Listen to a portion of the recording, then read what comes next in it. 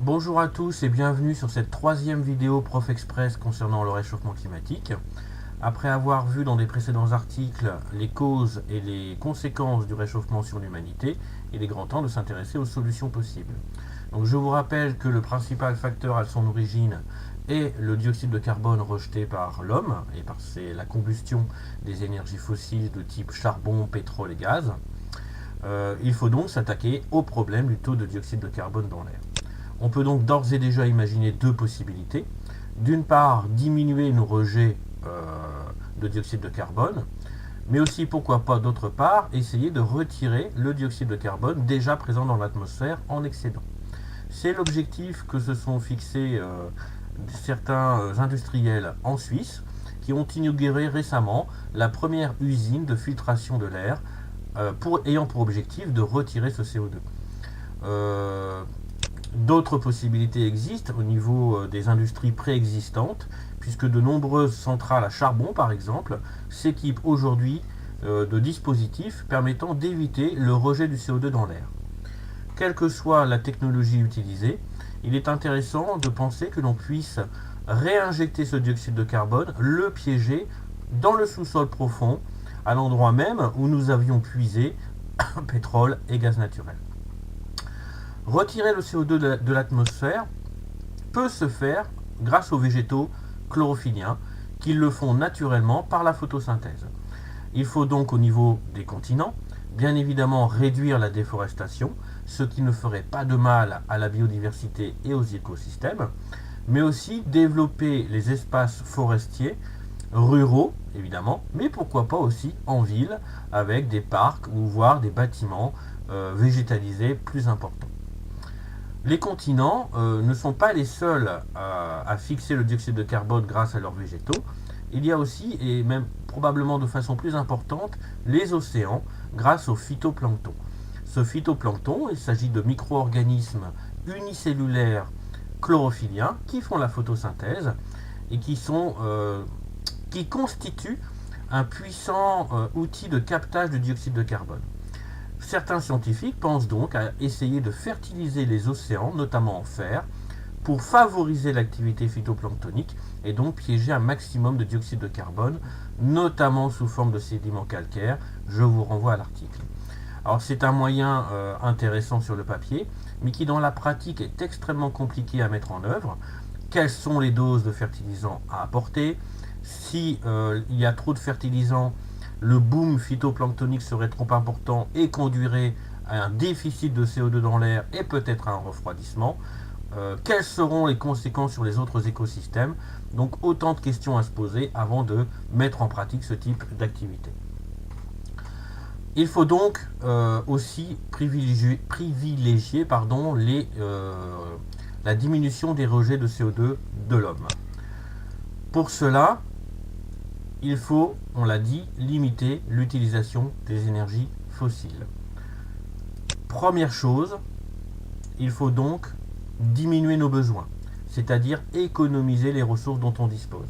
Certains parlent de décroissance. Économiquement, cela peut poser problème.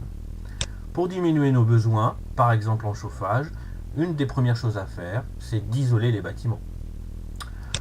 Dans notre vie quotidienne, on doit aussi imaginer d'autres modes de transport, à la fois des biens et des personnes.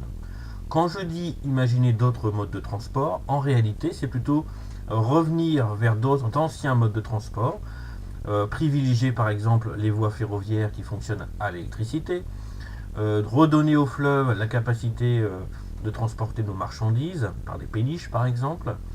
Pour ce qui est des véhicules et des transports en commun, pensez au covoiturage, pensez au métro, pensez au tramway, mais aussi éviter les besoins de déplacement, par exemple en faisant appel aux ressources locales. A-t-on réellement besoin de faire venir des produits de l'autre bout du monde par des grands transporteurs qui traversent les océans? Limiter l'utilisation des énergies fossiles, c'est aussi privilégier les filières nucléaires. Point d'interrogation. Et oui, on peut effectivement penser à maintenir nos réacteurs à fission, ceux qui parsèment notre territoire et qui nous fournissent un courant électrique à bas coût. Alors évidemment, il s'agit d'une technologie extrêmement dangereuse, comme nous le rappellent les accidents de Tchernobyl ou plus récemment de Fukushima. C'est une technologie génératrice de déchets radioactifs dont on ne sait que faire pour des milliers d'années, mais c'est une technologie propre par rapport au problème du réchauffement climatique. Parallèlement aux réacteurs à fission, se développent actuellement des réacteurs à fusion qui visent à fusionner des isotopes lourds de l'hydrogène, de type deutérium, tritium, afin de produire de l'hélium. Et dans ce processus, on a un dégagement de chaleur extraordinairement important qui permettrait de produire énormément d'électricité. Un réacteur à fusion équivaudrait à quelques dizaines de réacteurs à fission. D'autre part, aucune matière radioactive n'est présente, aucun déchet polluant n'est présent. Le problème, c'est qu'il s'agit d'une technologie en voie de développement, que la chaleur développée est si intense qu'aucun matériau pour l'instant n'y résiste et qu'il faut faire appel à des champs magnétiques, eux-mêmes très énergivores, pour maintenir ce que l'on appelle les plasmas dans un état exploitable. Mais c'est une technologie d'avenir qui a un beau potentiel. Donc le nucléaire serait à maintenir dans l'attente où les énergies renouvelables, bien évidemment, seraient à la fois mieux développées et mieux combinées pour subvenir à nos besoins. Parmi ces énergies renouvelables, on va en faire une liste relativement succincte, eh bien, il y a celle issue de la biomasse, c'est-à-dire de la photosynthèse végétale, et qui doit être mieux exploitée. Il s'agit du bois, du biogaz, des biocarburants, que l'on peut donc utiliser pour tous nos besoins, chauffage, électricité, transport. Je vous renvoie à l'article pour quelques critiques concernant ces différents moyens. On peut également penser aux énergies renouvelables hydroélectriques, qui, avec la biomasse, sont les principales ressources renouvelables en France et dans le monde. Au niveau hydroélectrique, il s'agit bien sûr des barrages, mais aussi des centrales marémotrices, mais plus intéressant encore, des hydroliennes marines ou fluviales. Les hydroliennes, c'est une technologie d'avenir. On estime à 14 réacteurs nucléaires le potentiel hydrolien sur la façade atlantique. C'est quelque chose qui n'est pas négligeable. L'avantage d'une hydrolienne par rapport aux autres technologies, c'est qu'il s'agit d'une production d'énergie propre, continue dans le temps, sans nuisance apparente, sonore ou visuelle, comme certains le reprochent aux éoliennes. Alors, ces éoliennes sont un moyen effectivement de produire de l'énergie de façon renouvelable et propre. On peut donc leur reprocher parfois leur aspect ou le bruit, ce qui n'est pas le cas pour les éoliennes en mer, ce qu'on appelle les éoliennes offshore, qui sont loin des côtes et qui fournissent un courant régulier grâce à des vents beaucoup plus puissants en pleine mer. Pensons aussi au soleil qui nous envoie chaque année plus de 3700 fois ce dont on a besoin. Donc on a au-dessus de nos têtes une mine d'or d'énergie infinie qu'il faut apprendre à maîtriser et à utiliser. Donc l'énergie solaire peut être récupérée grâce à des panneaux thermiques pour les besoins en eau chaude par exemple, mais aussi de façon passive, tout simplement en orientant correctement les bâtiments et les baies vitrées pour capter un maximum de lumière, et enfin de façon photovoltaïque grâce à des panneaux pour produire du courant électrique. Ces énergies ont des rendements, ces installations ont des rendements très faibles, mais il suffit que chaque particulier soit équipé, en complément par exemple avec une éolienne, pour que ses besoins électriques soient couverts. Une petite remarque concernant le photovoltaïque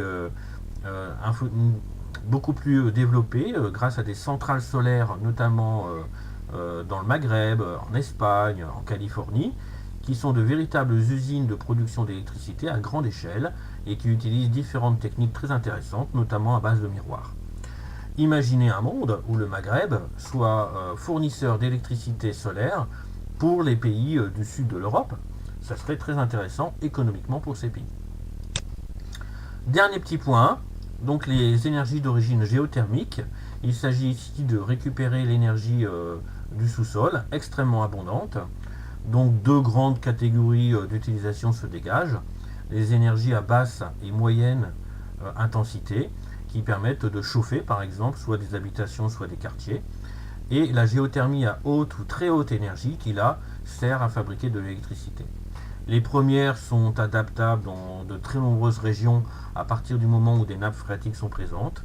Les secondes, il est vrai, ne sont possibles que dans des régions à fort potentiel, proches d'activités volcaniques. Donc voilà, il existe différentes voies à approfondir et à développer pour diminuer le taux de CO2 de l'air, notamment pour tout ce qui est énergie renouvelable, mais aussi dans un premier temps diminuer l'utilisation des énergies fossiles en diminuant et en économisant nos ressources et nos besoins.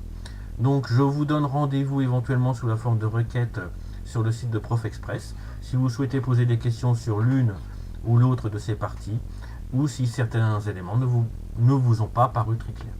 Merci, à bientôt.